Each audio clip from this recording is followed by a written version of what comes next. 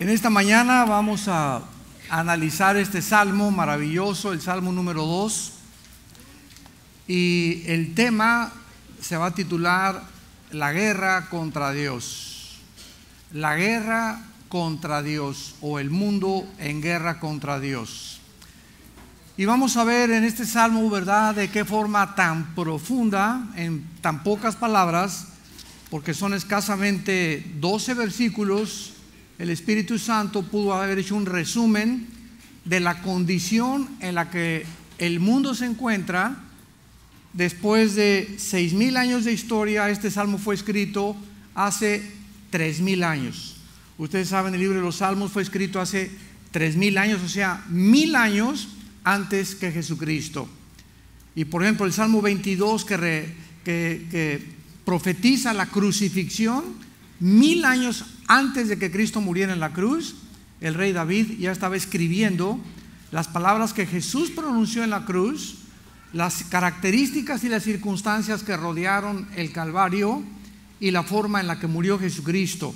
Y esto es muy interesante porque durante muchos años, cada vez que tengo oportunidad, me invitan a dar conferencias a médicos, psiquiatras, psicólogos.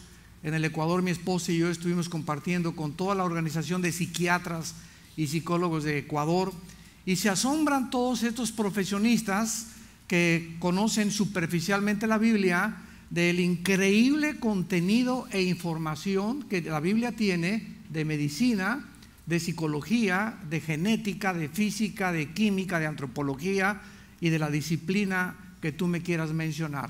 Entonces ignoran, los astrofísicos ignoran la información de la Biblia. Por ejemplo, en el libro de Job, capítulo 38 al 40, nos habla de las constelaciones del Orión, cuando hasta 1625 Galileo Galilei las comenzó a descubrir con el telescopio.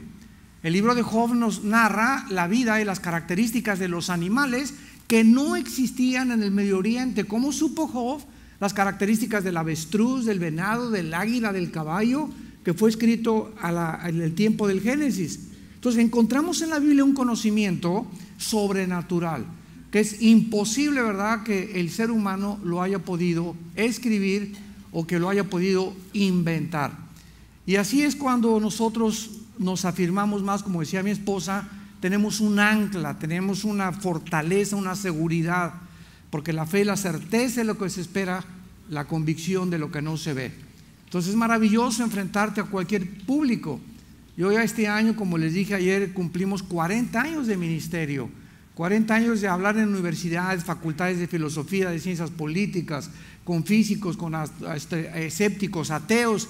Los ateos son mi plato favorito. Y hemos descubierto, ¿verdad?, que no hay palabras, no hay argumentos, no hay altivez que se levante contra el conocimiento de Dios. La Biblia hace pedazos cualquier ideología humana y cualquier filosofía.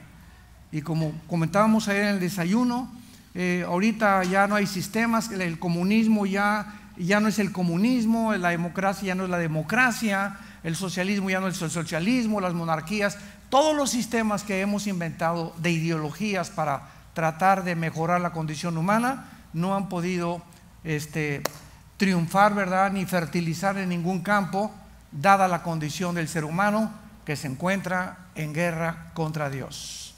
Esta es la raíz del problema humano. El ser humano se encuentra en guerra contra Dios y sus leyes. Y le hemos dicho a Dios, ¿verdad?, no quiero gobernar, déjame gobernar mi matrimonio, déjame gobernar mis hijos, déjame administrar mi negocio y mi familia, yo no te necesito. Esto es cuando el ser humano se endiosa.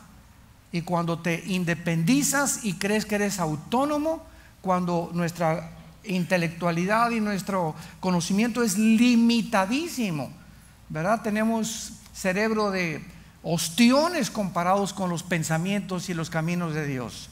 Entonces, qué soberbia tan grande del ser humano tratar de independizarse del Creador y de aquel que nos sostiene y nos da el aliento cada día que despertamos. Dice el Salmo número 2, comenzando el Espíritu Santo con una pregunta: ¿por qué se amotinan las gentes y los pueblos piensan cosas vanas?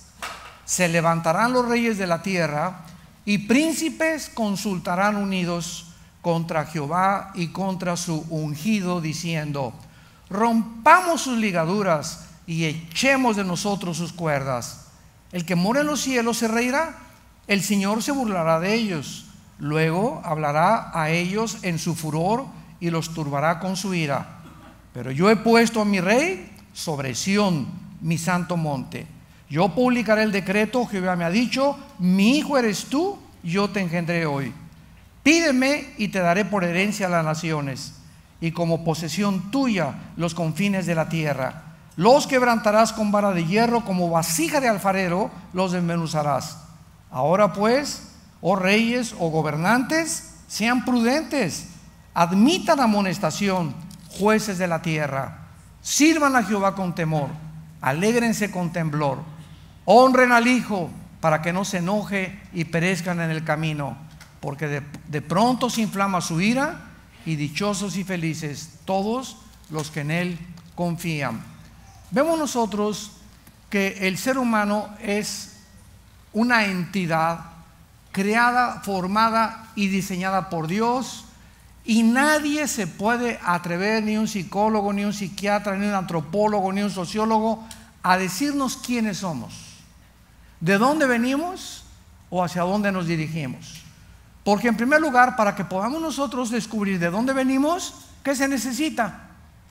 Pues que alguien haya estado al principio y haya visto cómo comenzó el universo.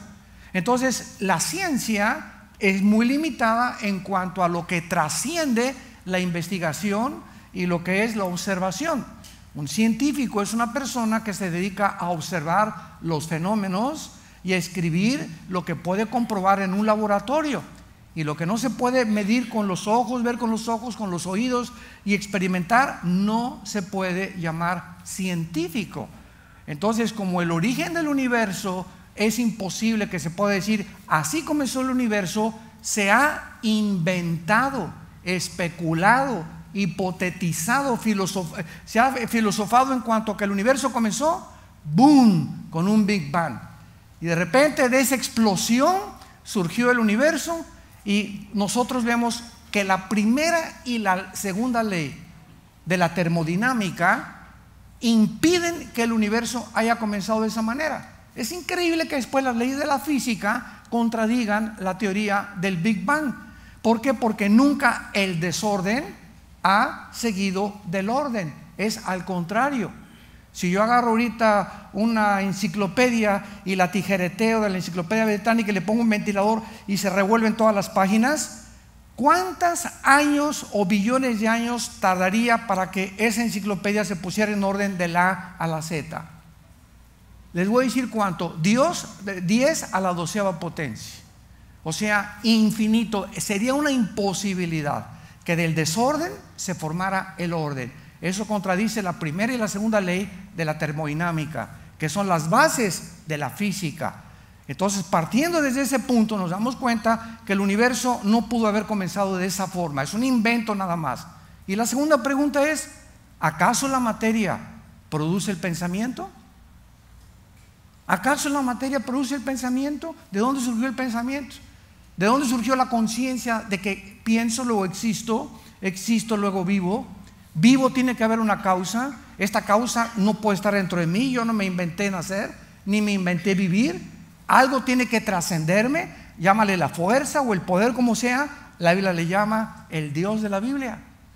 Esta línea de pensamiento la siguieron los filósofos Aristóteles, Sócrates, Platón, Demóstenes, que son más inteligentes que los filósofos del siglo XX, que fueron todos ateos. Yo cada vez que tengo la oportunidad de hablar con estudiantes de filosofía, los reto y los desafío.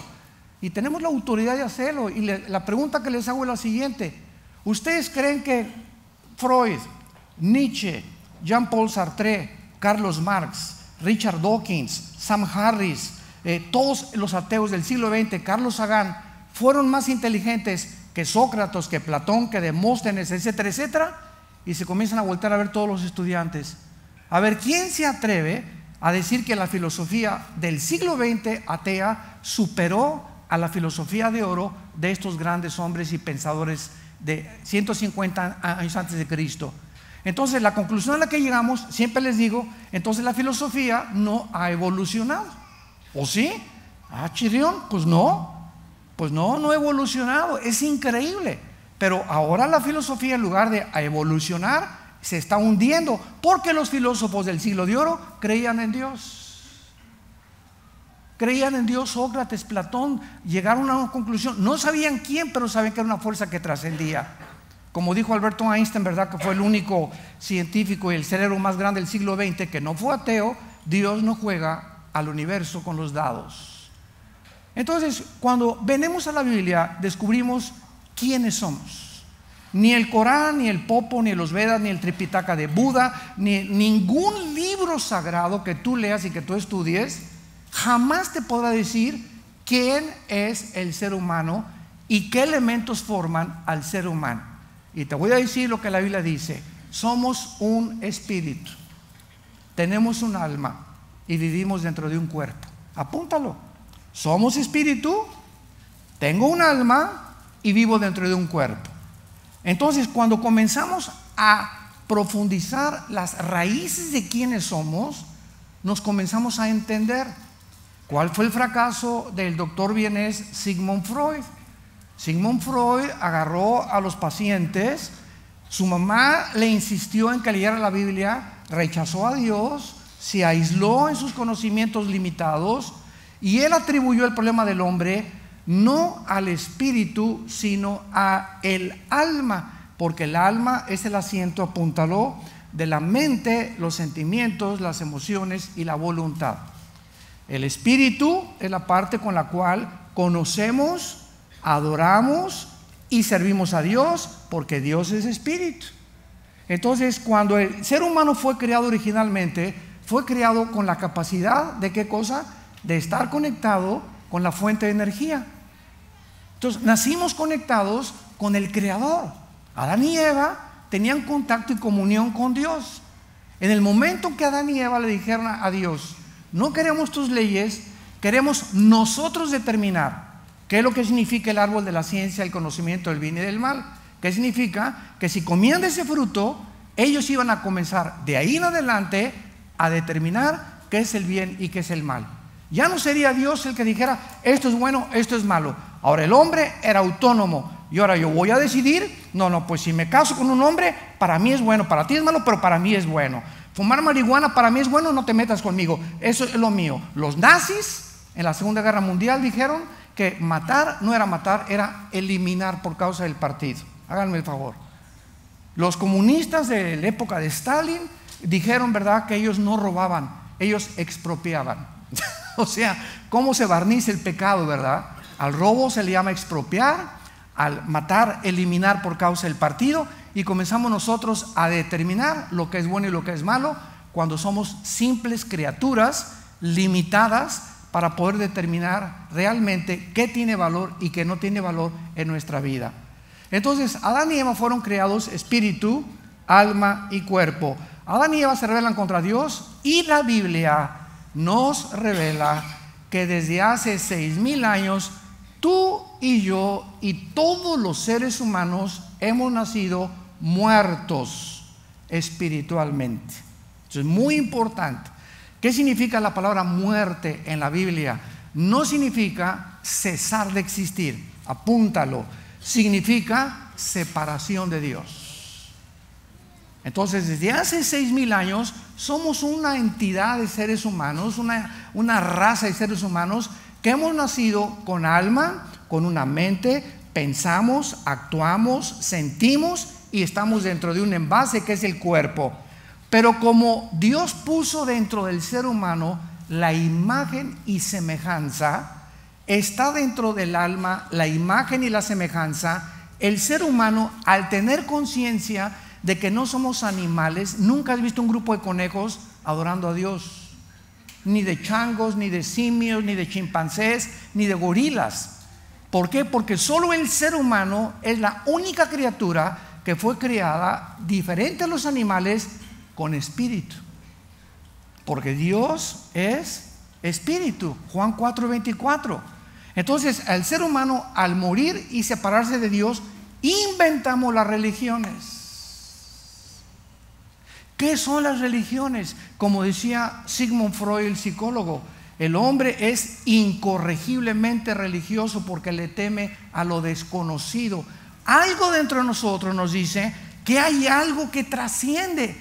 Y no ha habido, señores sociólogos que nos escuchan, no ha habido una sola tribu, una sola civilización, una sola cultura desde la existencia del ser humano, sumerios, babilonios, griegos, medos persas, en lo que tú quieras. No ha existido nadie que no haya en toda la historia adorado algo o a alguien. Siempre las tribus más, los sioux, los aucas, los zapotecos, los aztecas ofrecían a los dioses. Algo le dice al ser humano que tiene que forzosamente poner en paz su conciencia con sacrificios, caminando a la villa, raspándose las rodillas, chicoteándose con nopales en la espalda. Algo tenemos que hacer para liberarnos de la culpa y la vergüenza con la cual nacimos, que son las religiones.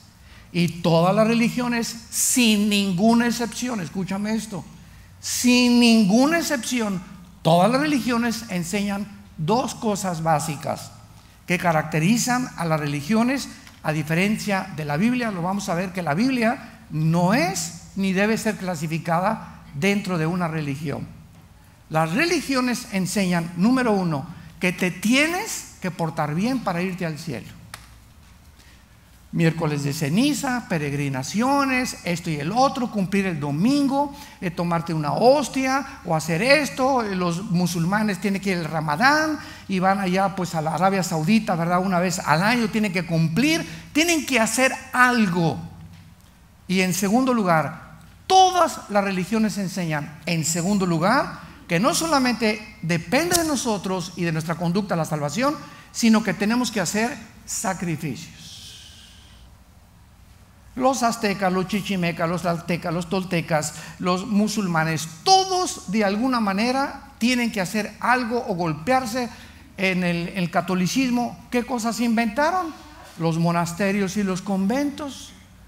Yo les conté hace algún tiempo, no me acuerdo en qué ciudad, que fui invitado en una ciudad de Centroamérica a un convento, y a mí me encanta platicar con las monjitas, me encanta. Y entonces me dijeron que la madre superiora de este convento quería hablar conmigo porque ella quería, pobrecita, ¿verdad? Ahorita les cuento la historia. Ella quería monjita, porque no son mamás, ¿verdad? Hasta con eso. Quería saber, ¿verdad? Con todo respeto, quería saber ella cómo recibir al Espíritu Santo. Entonces fui con ella a su oficina y tenía como 6 o 7 monjitas detrás de ella en su oficina.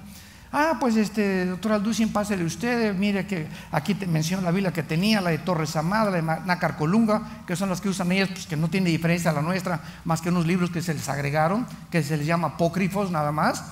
Y entonces les pregunté a todas, ¿qué hacen aquí encerradas?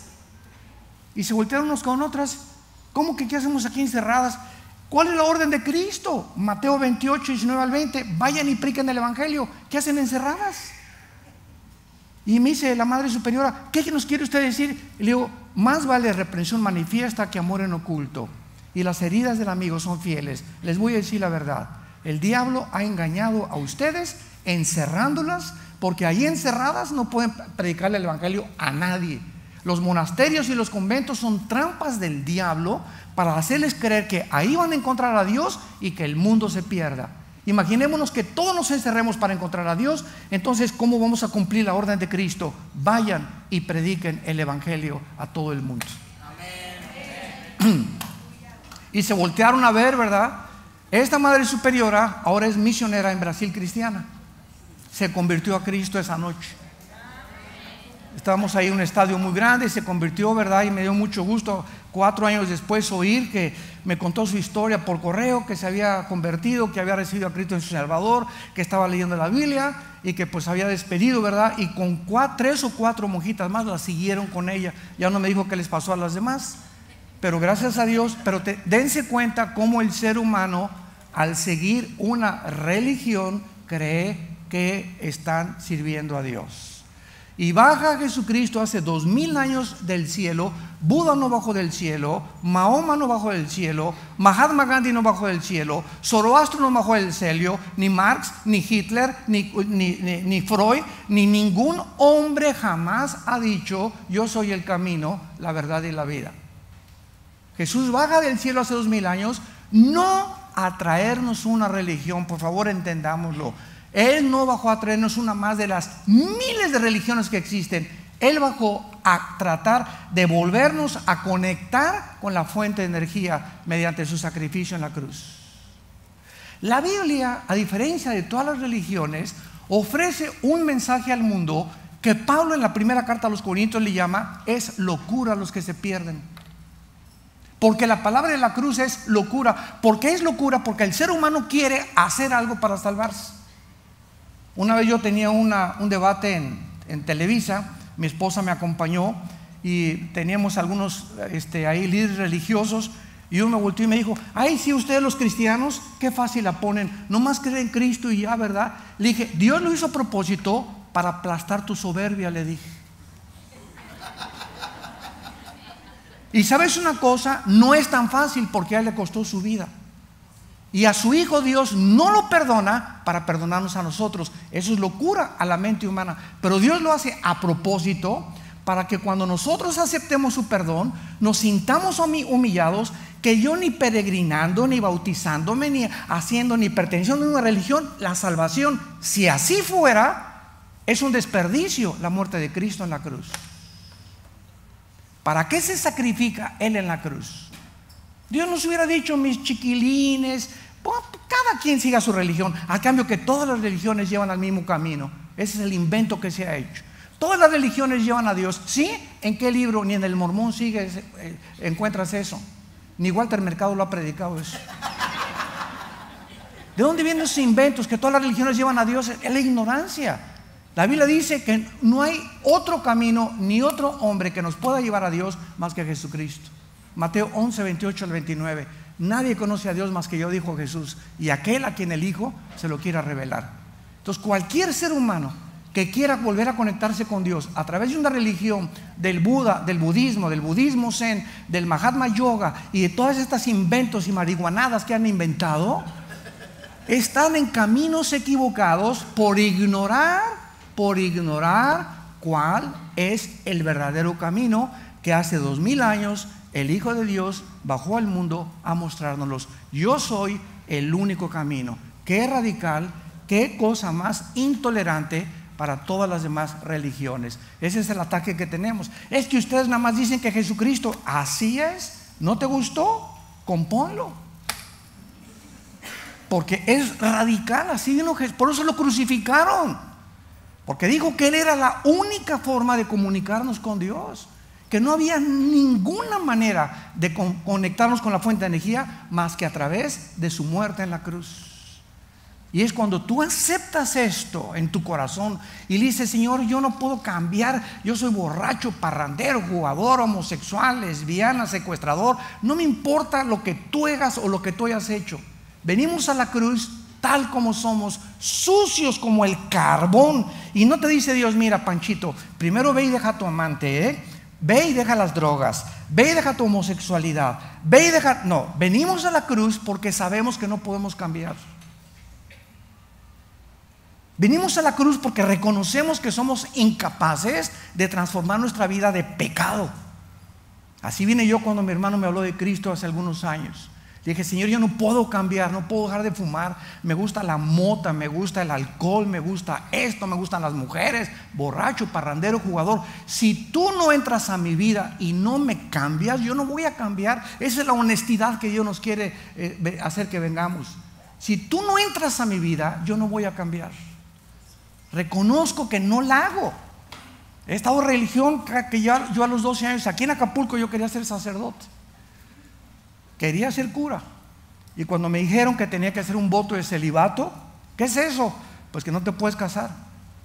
Y al otro día me acuerdo que pasó aquí por Costa Azul, había un seminario aquí de curas, y pasó una muchacha güerita en una bicicleta, no era mi esposa. Yo tenía como 13 años, 14 años de edad, y me acuerdo que soñé toda la noche con esa güerita. Y le hablé a mi papá el otro día y le dije: papá, discúlpame, pero te quiero decir una cosa, que yo no voy a servir para ser sacerdote. Mi papá: ¿por qué?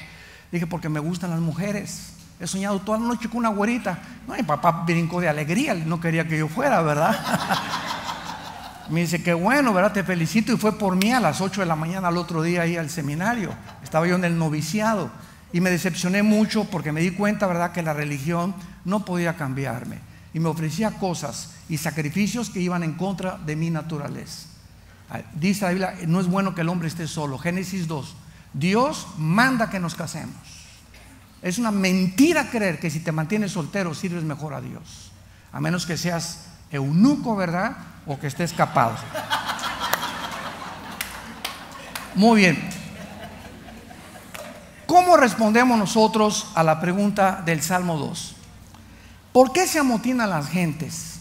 En otras palabras, ¿por qué después de 6,000 años el Instituto para la Investigación de la Paz en Suecia, Estocolmo, ha dicho que solamente ha habido 25 años de paz? En 6,000 años de historia, 25 años de paz hemos conocido los seres humanos. ¿Por qué? O sea, toda la historia humana son guerras, revoluciones, golpes de estado, huelgas, tumultos, disturbios, ataques terroristas, golpes de estado, etcétera, etcétera. ¿Por qué? La pregunta: ¿por qué? ¿Por qué se amotinan las gentes? ¿Qué les pasa a los seres humanos? Y es una pregunta que el Espíritu Santo nos está haciendo a todos nosotros. ¿Qué es lo que le pasa al ser humano? ¿De dónde viene esta continua enemistad de estar unos contra otros, hijos contra padres, padres contra hijos? Yo creo que si existían los marcianos y bajaran un platillo volador y nos vieran, dirían: estos terrícolas están locos de remate, se están mate y mate y mate, no pueden vivir en paz en el planeta más precioso de la Vía Láctea. Y estaría de acuerdo con ellos, ¿verdad? ¿Qué nos pasa? ¿Qué nos pasa realmente? Bueno, ¿cuál es la respuesta? ¿Qué es lo que pasa con el ser humano? Dice en Santiago capítulo 4 la respuesta. ¿Por qué esta situación de guerras continuas donde fuera de Cristo los seres humanos han intentado dar una respuesta? Sigmund Freud le atribuyó a la psique, al medio ambiente, a la sexualidad infantil. Carlos Marx: no, el problema es la lucha de clases. Si la clase, el proletariado, derriba a la clase burguesa, ¿verdad?, y entonces se nivela, va a haber equidad y justicia.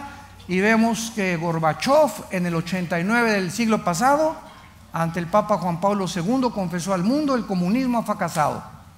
Y ya no nos vayamos más lejos, ¿verdad? Tenemos de ejemplo a la famosa Cuba, donde desde el 59, que fue el golpe contra Batista, ¿verdad?, de Castro, no, toda la revolución iba a cambiar todo. A los 3 años, en el 61, él cambia su ideología y se une al Partido Comunista del Kremlin, manda a traer a Nikita Khrushchev, se vuelve comunista y cambia toda la situación de Cuba y encierra a toda la isla y que nadie salga más que con su permiso. Imagínense qué sistema de gobierno, ¿no? Cuando la característica más grande que tenemos es la libertad. Libertad de expresión, libertad de viajar.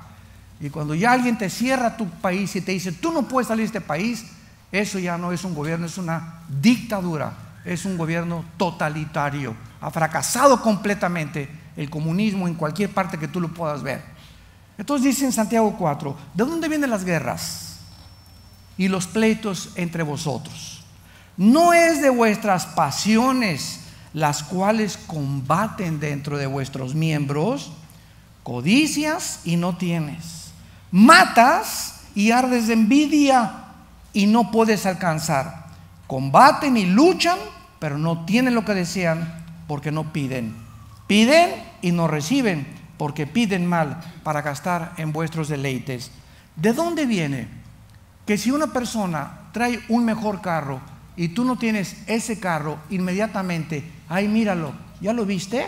¿Y qué? ¿Y este vestido de china poblana que se compró? ¿A poco está mejor que el mío? ¿De dónde vienen sentimientos siempre de envidia cuando alguien es mejor que tú? ¿De dónde viene? Del corazón que tenemos malo. Estamos llenos de envidia unos contra otros. Envidias los zapatos del hermano, envidias el traje que puso, y si alguien se compró una casa mejor, ya lo envidias también y comienzas a hablar mal de él. O te sientes que alguien te va a mover de tu lugar porque alguien va a superarte. ¿De dónde vienen esos sentimientos? ¿Por qué somos así? Ningún psicólogo, ningún psiquiatra lo puede dar la respuesta. La Biblia dice: dentro de nosotros hay pasiones que combaten dentro de nosotros y nos impelen siempre a querer tener lo que no tenemos, y si no lo tengo, dice el comunismo, lo tomo por la fuerza, y por la fuerza reparto todo, y ya nadie va a pensar yo soy el que voy a determinar todas las cuestiones, y yo voy a ser el que voy a gobernar. La Biblia dice en Eclesiastés que toda excelencia de obras despierta la envidia del prójimo. Siempre que alguien prospera, vas a tener 10 envidiosos alrededor de ti. No falla, nunca falla esto. ¿Por qué? Porque es la condición del ser humano. Vayamos a Romanos capítulo 7 y veamos el análisis que el apóstol Pablo hace del ser humano. Romanos capítulo 7. Dice Pablo en el versículo 15: porque lo que hago no lo entiendo.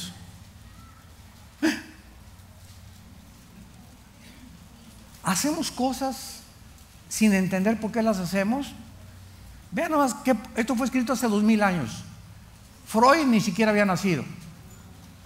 Porque lo que hago no lo entiendo, pues no hago lo que quiero, sino lo que aborrezco, eso hago.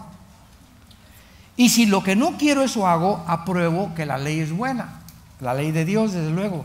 De manera que ya no soy yo quien hace eso, aquello, sino el pecado que habita, que mora dentro de mí. Hay un poder autodestructivo que la Biblia nos diagnostica, con la cual tú y yo nacimos enfermos. Nacimos con la tendencia al mal. Nunca le enseñas a un niño a portarse mal. Le enseñamos a portarse bien. Porque desde chiquitas y también están al espagueti. Un niño a los 2 años es el dictador más grande de su casa. Desde que nacemos llorando y gritando. Y los pediatras tienen que darle una nalgada, ¿verdad? Dicen que para que reaccionen. Es que nacemos llorando, vivimos llorando y morimos llorando. ¿De dónde viene esto que tratan todos los sociólogos, psiquiatras, psicólogos? Y nada, pues ¿cómo nos van a poder dar respuestas si no son Dios? Por el amor de Dios, Virgen del Socorro. Versículo 18: y yo sé que en mí, esto es, en mi carne, no mora el bien. Este diagnóstico que Pablo da es contrario a la mayor parte de los diagnósticos humanos. Porque yo he oído en el libro de psicología de Los Ángeles, California, determinaron que el hombre es más bueno que malo, contradiciendo la Biblia. Porque es el concepto que tenemos. No, yo después de todo no soy tan malo como esa prostituta. No soy tan malo porque yo no he matado como ese, sí mató a 10, ese sí es malo. Yo no soy tan malo porque yo no soy borracho, parrandero y jugador. Y esta actitud es peor que el peor de los asesinos. Porque es el concepto en que los fariseos vivían. Y Cristo les dijo, ¿verdad? Ustedes por afuera se persinan y sepulcros blanqueados. ¿Y por quién vino Cristo? Por una prostituta que había tenido quién sabe cuántos maridos, por un ladrón que era borracho, secuestrador, violador, y que le dijo, hoy estarás con el paraíso. Imagínense los fariseos al pie de la cruz. Ay, sí, ya, nosotros hemos sido toda la vida religiosos, y este sinvergüenza ya nada más de buenas a buenas, hoy estarás conmigo en el cielo. Ni siquiera se bautizó. Así es, se llama gracia. ¿Ves cómo choca con nosotros? Porque queremos hacer algo y queremos merecérnoslo, y no merecemos nada. Por eso es más difícil que un religioso se convierta que un gran pecador. Porque los grandes pecadores perdonados son los que más aman. Al que más se le perdona es al que más ama. Pero toda la gente religiosa, ¿verdad? Yo me acuerdo de mis tíos y familias y todos persinados y remojados y recogidos y lo que tú quieras, ¿verdad? Y no, yo soy mejor que esta, y ese negrito que entre a mi casa, y esta persona no sé qué tantas cosas, y se creen así, ¿verdad? Hay una soberbia impresionante, mejor que todos los demás por su religión. Pues yo no soy tan mala como esa mujer. No es así, se va al infierno. Yo merezco, yo siempre he sido muy devota de Santa Rita de Casia. Y ese autosentimiento de sentirte que porque tú hay una justicia dentro de ti, entonces ¿para qué murió Cristo? Cristo vino para que reconociéramos que éramos pecadores. Nadie puede venir a la cruz sin antes haberse visto como Dios lo ve. Porque mientras tú te sigas viendo bueno y sigas creyendo que eres buena, estás muy lejos del reino de Dios por tu autojusticia y tu religiosidad. Y dice Pablo, versículo 19: porque no hago el bien que quiero, sino el mal que no quiero hago. Y si lo hago lo que no quiero, ya no lo hago yo, sino el pecado que mora en mí. Así que, queriendo yo hacer el bien, hallo esta ley: el mal está en mí. Hace muchos años, mi padre me dijo: Armando, ¿por qué fumas? Las cajetillas de cigarro dicen: este producto no sirve para la salud. ¿Qué no sabes que te estás envenenando y te va a dar cáncer? Y le contesté: sí, papá, pero me gusta. ¿Qué no sabes que el alcohol te destruye el hígado y cirrosis? Sí, pero pues me gusta. ¿Qué no sabes que mirar a otras mujeres que no sea tu esposa te puede llevar al adulterio y puedes destruir tu vida, destruir tus hijos, destruir tu futuro y todo? Pues sí, pero las chamaconas me gustan. Entonces vemos que somos atraídos a lo que nos destruye y lo sabemos que es malo, y ahí está: yo lo sé, pero me gusta. Estamos contrarios a nuestra naturaleza. La Biblia tiene razón. Hace 2000 años lo dijo el apóstol Pablo. Hacemos cosas que yo no las quiero hacer, pero me encuentro haciéndolas, dándome cuenta que la fuerza del mal es más grande que mi voluntad. ¿Me van siguiendo?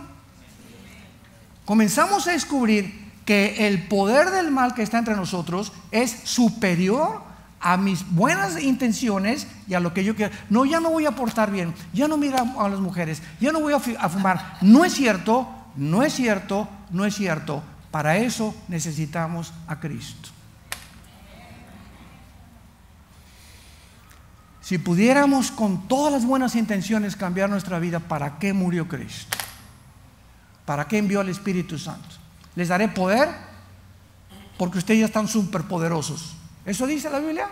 Porque eres el hombre araña y la mujer maravilla.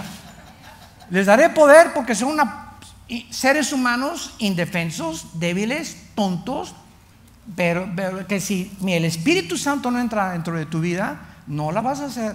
Y proponte lo que quieras, vas a caer y a caer y a caer y a caer. Y una vez que recibimos a Cristo, al Espíritu Santo, hijo mío, conéctate a mí a través de la Biblia.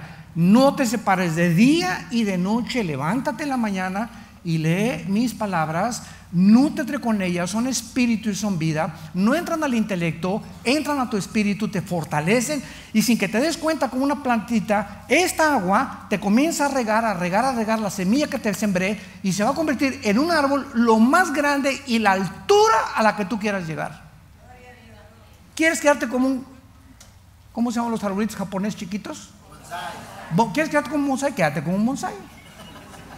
¿Quieres ser una palmera? Conviértete en una palmera. Todo depende, Dios nos da la libertad. ¿Quieres ser un cristiano mediocre? No hay ningún problema, está en tu decisión. El mal que no queremos, lo hacemos. Ahora dice el versículo en Romanos 7, versículo 22, y dice Pablo con toda la honestidad: según el hombre interior, o sea, dentro de mi espíritu, me deleito en la ley de Dios, amo la Biblia, quiero servir a Dios, pero a pesar, ahora sí dice Pablo, escucha esto, a pesar de que ya soy cristiano. Cuando escribió esto Pablo, lo escribió ya siendo convertido. Me deleito y amo la Biblia y me encanta la alabanza. Todo lo que es de Dios me encanta. Pero no se me olvida que hay una ley, versículo 23, una ley. ¿Qué es una ley? Una ley es algo que funciona las 24 horas. Por ejemplo, la ley de la gravedad. Si yo hago esto ahorita y pongo aquí el pie, me caigo, porque no funciona de las 10 a las 12. La ley de la gravedad funciona las 24 horas del día. Las leyes del electromagnetismo funcionan las 24 horas del día. Las leyes de termonucleares funcionan las 24 horas del día. Una ley es algo que es constante, en resumidas cuentas. Entonces dice Pablo, veo algo que es constante. Ya siendo cristiano, Cristo no me sacó todo el mal, no. Aquí está, ya fui perdonado, pero la fuente y la maquinita y el poder, aquí está todavía. Veo una ley en mis miembros que se revela contra la ley de mi mente y me lleva cautivo a la ley del pecado. Y grita Pablo, miserable de mí, ¿quién me librará de este cuerpo de muerte? ¿Cuántos de ustedes, santos de Dios? Yo lo experimenté y tú lo tienes que experimentar. Ya tenía yo 2 años o 3 años en Cristo y de repente me encontraba haciendo cosas que, Dios, ¿para qué lo hice, Dios mío santo? ¿Para qué me eché esos 3 whiskies otra vez? ¿Para qué estoy viendo estas mujeres que yo sé que es pecado contra Dios? Y claro que corría a mi cuarto y me hincaba y lloraba y me sentía frustrado. ¿Por qué sigo haciendo estas cosas? Ya no con la frecuencia que lo hacía antes, pero me encontré que Pablo tenía razón. El mal sigue dentro de nosotros, pero ahora tengo al Espíritu Santo, como lo vamos a ver, que me va a ayudar a contrarrestar esa fuerza. Y si yo me mantengo diario en contacto con la Biblia y saco el poder que no tengo, esa maldad que está dentro de mí va a ir haciéndose menos y menos y menos. Mientras más le digo yo al pecado, no veo esto, no hago aquello, más se fortalece mi vida interior, más me blindo para las tentaciones futuras. Lo vienen los cristianos. ¿Y por qué caí en adulterio? ¿Y por qué caí en fornicación con mi novio? Porque tienes meses o semanas jugando con el pecado, jugando con caricias que no debes de tener, jugando, viendo cosas que no debes de ver. Entonces todas esas cosas comienzan a debilitarnos, y cuando viene el pecado, nadie cae en pecado de la noche a la mañana. Nadie cae en adulterio. Caí en adulterio, no es cierto. Tenías meses viendo a esa mujer, tenías meses viendo pornografía, tenías meses viéndole las piernas a tu secretaria, tenías meses viendo cosas que no deberías de ver, y comenzaste a sacar a tu esposa de tu mente, y comienza el diablo a ganar terreno en tu vida. Dice Efesios, no le des terreno al diablo, y cuando te das cuenta ya no tienes fuerzas para caer con esa mujer, o con esa pornografía, o en ese pecado. ¿Por qué? Porque es más grande el mal que el bien dentro de tu vida, porque no has fortalecido el bien. Hace mucho tiempo un misionero fue al África y se convirtió el jefe de la tribu. Y entonces el misionero regresó a los 5 años y le preguntó al jefe de la tribu, oye, buena, ¿cómo va tu vida cristiana? Y el jefe de la tribu le dijo al misionero, he encontrado dentro de mi vida 2 tigres, uno bueno y uno malo, el blanco y el negro. Y le preguntó el misionero, ¿y quién gana? Y contestó el jefe de la tribu, al que le doy de comer más.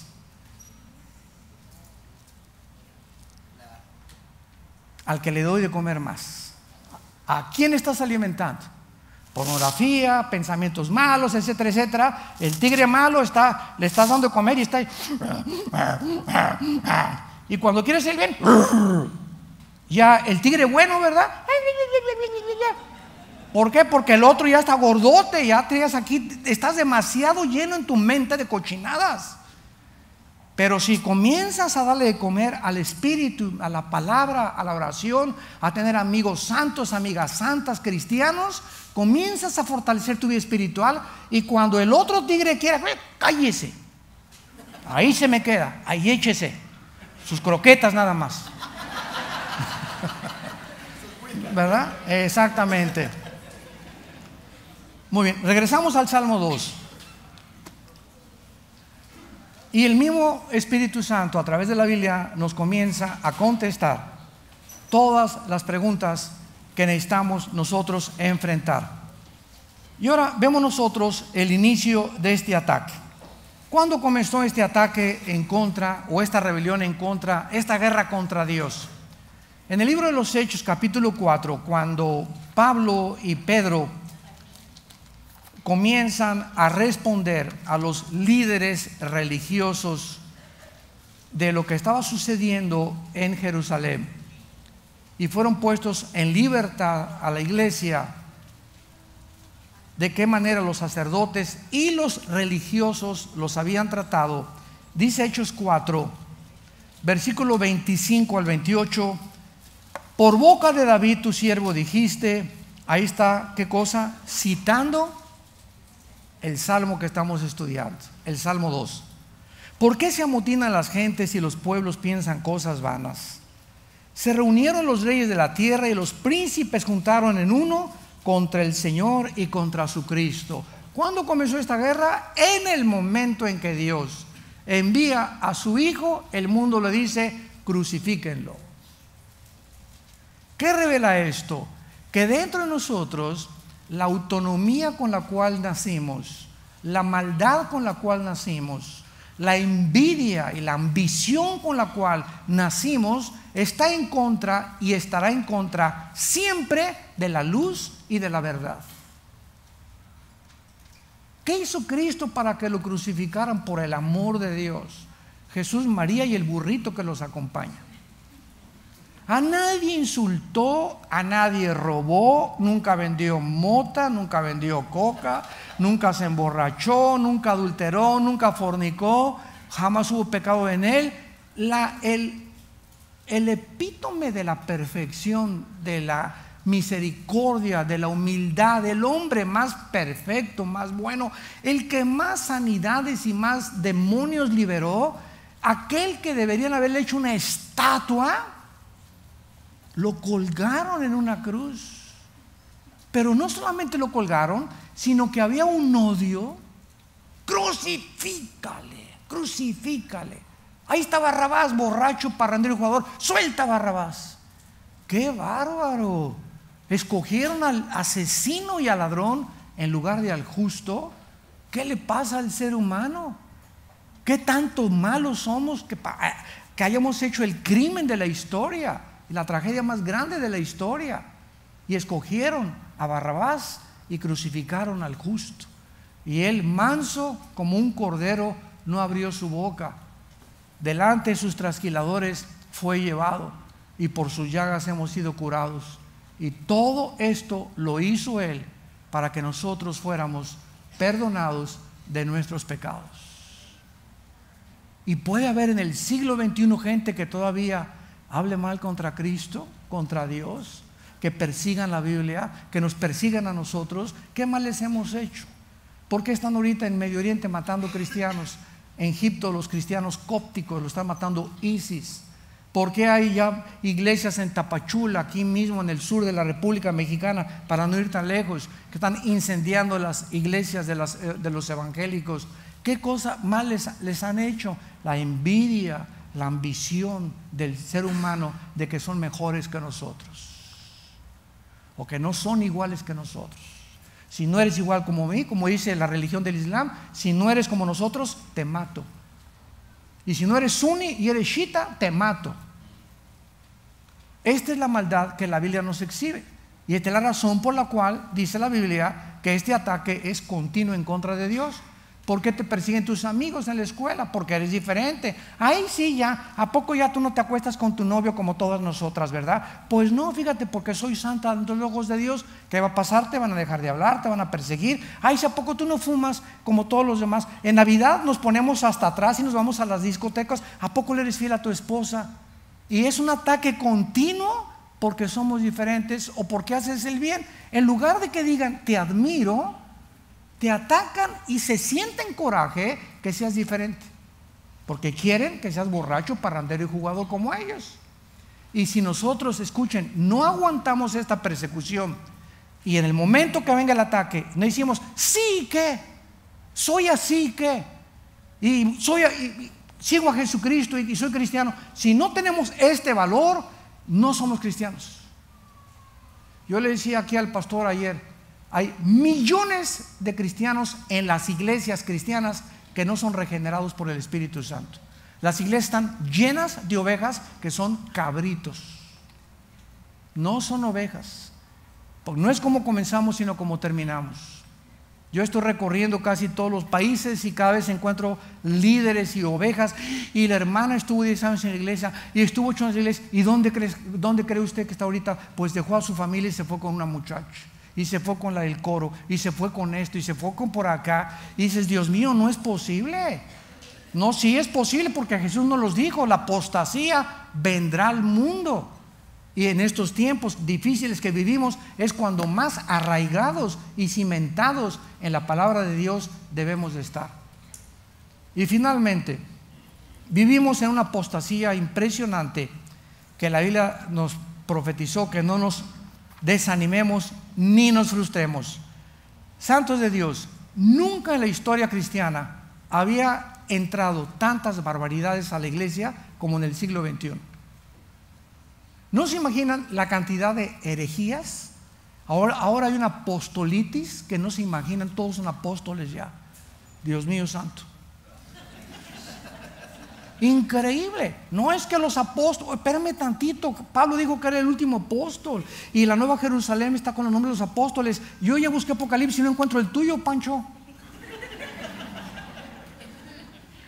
Es increíble porque quieren tener una posición superior a los pastores. Yo oí en la televisión el otro día un señor ahí, ¿verdad? Que me remito su nombre. No, toda iglesia tiene que tener apóstoles. Espérame tantito. Efesios 4, 11 y 12 dice: Dios puso apóstoles, profetas, evangelistas, pastores y maestros. Pero por el amor de Dios, lee 2 capítulos antes, Efesios 2, 21 y 22. El fundamento de la iglesia fueron los apóstoles. ¿Qué es un fundamento? Es lo que pones antes de una construcción. Ya no puedes poner un fundamento y otro fundamento arriba. Entonces el fundamento son sus cartas, los que nos dejaron, y sobre esas se está escribiendo y se está construyendo evangelistas, pastores y maestros. Pero el fundamento fueron los apóstoles. Pero insisten, ¿verdad?, en tener un título que no corresponde, ni nadie se lo había adjudicado en 2000 años. En 2000 años nadie en la historia de la iglesia volvió a atreverse a llamarse apóstol. Nadie. Comenzó en el 2001, en el siglo XXI. Miren lo que dice 1 Santiago capítulo 6, en penúltimo lugar. Y nada de esto nos debe sorprender, ni alarmar, ni menos desanimar. Va a formar parte de la época que estamos viviendo. ¿Y por qué la gente los acepta? Por la ignorancia, nada más. La ignorancia de conocer sistemáticamente la teología de la palabra de Dios. Dice 1 Timoteo 6, versículo 3: si alguno enseña otra cosa y no se conforma a las sanas palabras de nuestro Señor Jesucristo y a la doctrina que es conforme a la piedad, está envanecido, nada sabe y delira acerca de cuestiones y contiendas de palabras, de las cuales nacen envidias, pleitos, blasfemias, malas sospechas, disputas necias de hombres corruptos de entendimiento, privados de la verdad, que toman la piedad como fuente de ganancia. Apártate de los tales. Si alguien llega, pues es que el Señor me dio una profecía, escríbele primera de Lupita 3:1 y pégasela a la Biblia. Porque la Biblia es un libro sellado. Y así acaba Apocalipsis 22. El que le agregue algo o el que le quite algo, las maldiciones de este libro caerán sobre esa persona o sobre esa organización. Como la historia nos da testimonio. Entonces, si alguien dice que fui al infierno, O sea, Dios, todo lo que tenía que decirnos Dios del futuro ya está aquí en la Biblia. Dios no tiene nada más que decirnos, más que está en la palabra de Dios. Si alguno no se conforma como honesto, está envanecido. Es que Dios me dijo y tuve un sueño, pues a lo mejor comiste pizza a las 11 de la noche. Cuídense, hermanos, cuídense por el amor de Dios. Cuídense de dejar, es que hay una hermana que es profeta. Cálmate, Santa Rita de Casia. Cálmate, Débora. En la Biblia ni siquiera existe, ¿verdad? Eso, ¿por qué? Porque es un libro cerrado y sellado por el Espíritu Santo. Pero la tendencia es salirnos ya de este libro, abandonar, rebelarnos contra Dios y contra su ungido, hacer guerra contra Dios y comenzar a dejarme llevar. Ay, hermano, deme una palabra. Te voy a dar 66 libros, están en la Biblia las palabras que te voy a dar. Deme una palabra de Dios. ¿Sabes una cosa? Ahí está la Biblia, vas a encontrar muchas palabras de Dios. Vivimos esa época donde la gente está buscando una palabra y profetas y esto y el otro, cuando la Biblia nos muestra, ¿verdad? Hebreos capítulo 1, Dios habiendo hablado muchas veces y de muchas formas en otros tiempos, ¿por quiénes? Por los profetas. En estos tiempos nos ha hablado por su Hijo Jesucristo. Pero insistimos en que queremos seguir viviendo conforme a los videntes del Antiguo Testamento, conforme al sacerdocio del Antiguo Testamento, conforme a los profetas del Antiguo Testamento. Cuando murió Juan, que fue el último apóstol en la isla de Patmos, vinieron Tertuliano, Josefo, y todos los padres de la iglesia. Ninguno de ellos se atrevió a llamarse apóstol. Ni Billy Graham, ni Luis Palau, ni Hudson Taylor, ni David Brainerd, ni Juan Calvino, ni Martín Lutero, ni los más grandes hombres de Dios se han atrevido a adjudicarse un título que ya no existe en la Biblia. Hasta el siglo XXI, cuando comienza la apostasía, que comenzó ya a finales del siglo XX, pero es la época que vivimos y el mundo se lo está tragando y los cristianos se comen pura chatarra, pura papita nada más. Y no les gusta el alimento sólido. Por eso la iglesia se encuentra en las condiciones que se encuentra. Padre, te damos gracias por tu palabra en esta mañana. Ábrenos el entendimiento, Señor. Nos has llamado a cargar una cruz. Y hay millones de seres humanos en cientos y en miles de iglesias que se dicen cristianos, pero no quieren seguirte con una cruz. Quieren seguir siendo autónomos, en rebelión a tus leyes, creyendo que separados de ti pueden tener el valor y el poder de vivir sin pecado, porque hemos olvidado que separados de ti nada podemos hacer. Oh Dios, gracias por tu palabra. Cuando Pablo se despidió de la iglesia de Éfeso, en Hechos 20, les dijo estas palabras: cuídense porque entrarán a la iglesia lobos rapaces, que a muchos de ustedes los van a querer arrastrar, pero yo los encarezco a la palabra de Dios, la cual es poderosa para darles herencia a todos los santos y esperanza para el futuro. Seamos hombres y mujeres de la palabra de Dios, llenos de la palabra de Dios, meditándola de día y de noche, reconociendo cuánta debilidad y cuánta maldad existe todavía en nosotros. Porque cuando estamos conscientes de eso, vamos a pedir doble protección a nuestra vida, porque ya no vamos a confiar en nosotros. Como escribió Pablo, yo no confío en la carne, porque dentro de mí no mora el bien. Ya no quiero hacer lo que hago, sino nos encontramos haciendo el mal que no queríamos hacer, porque no estamos fortalecidos, ni blindados, ni estamos conscientes de cuánto debemos depender del Hijo de Dios. En esta mañana muchos de ustedes y por las redes sociales que nos escuchan, necesitas venir a la cruz. ¿Cuántos de ustedes que nos escuchan tal vez pertenecen a alguna religión? Pero la Biblia dice que tú puedes tener una religión sin tener al Hijo de Dios. Jesús dice: el que me tiene a mí tiene la vida eterna. El ser humano no necesita más religiones.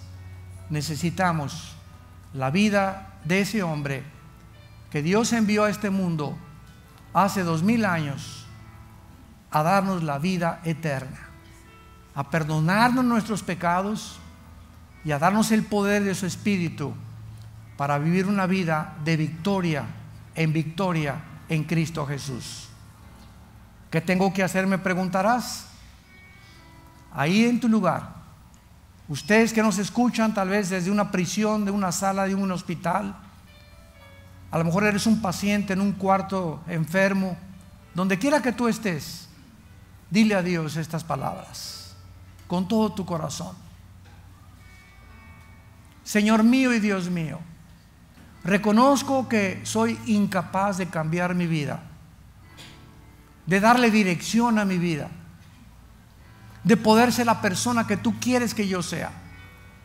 Te necesito, Dios.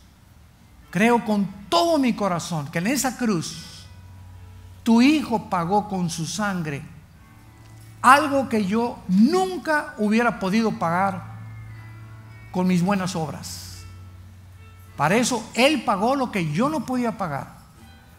Y te pido, Jesús, que en este instante entres a mi corazón como mi Señor y mi Salvador. Gracias porque a los 3 días volviste a vivir, te levantaste de entre los muertos para darme la esperanza que mi vida continuará después de esta vida, donde tú me estarás esperando para abrazarme y secar mis lágrimas, y en ese instante yo sabré que valió la pena haber vivido para ti. En tu nombre santo, amén. Gracias a Dios por su palabra. Gracias a Dios por su palabra. Gracias, Señor, por la palabra de Dios. Gracias, Padre.